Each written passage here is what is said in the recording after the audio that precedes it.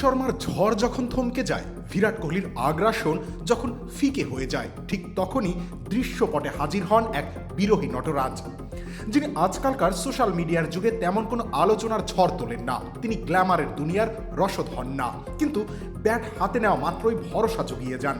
তিনি যতক্ষণ খেলেন ভারত আশায় বুক বাঁধে। 22 গজে তিনি স্বপ্ন আঁকেন, ব্যাট দিয়ে বলে যান এটা আমার সাম্রাজ্য, যতক্ষণ আমি আছি ততক্ষণ ভয় নেই।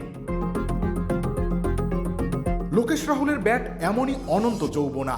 প্রিয়তমার চোখের কালিও একসময় ম্লান হয়ে যায়, কিন্তু লোকেশ রাহুলের ব্যাট ম্লান হয় না। তিনি কখনোই ক্ষান্ত দেন না, রনে ভঙ্গ দেন না। ওটা যে তার ধাঁচেই নেই। ব্যাট তার তলোয়ার যেন। লাগামহীন পাগলা ঘোড়া নিয়ে তিনি ছুটে যান প্রতিপক্ষ বোলারদের বিপক্ষে, যেমনটা গেলেন রাজকোটে।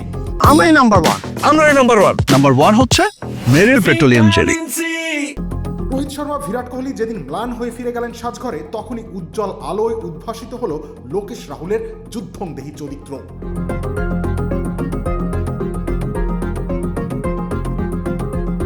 92 বল খেললেন, 112 রান করলেন। একদম শেষ অবধি টিকে থাকলেন, ভারতের পতাকা হাতে অভয় দিলেন, হাঁকালেন 11টা 4 আর একটা ছক্কা।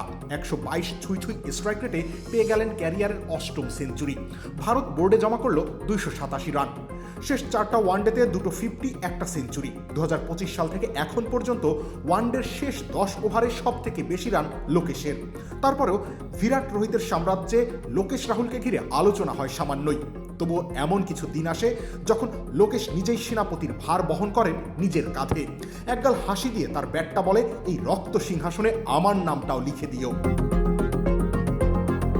রবিউল ইসলাম রনি, খেলা 71।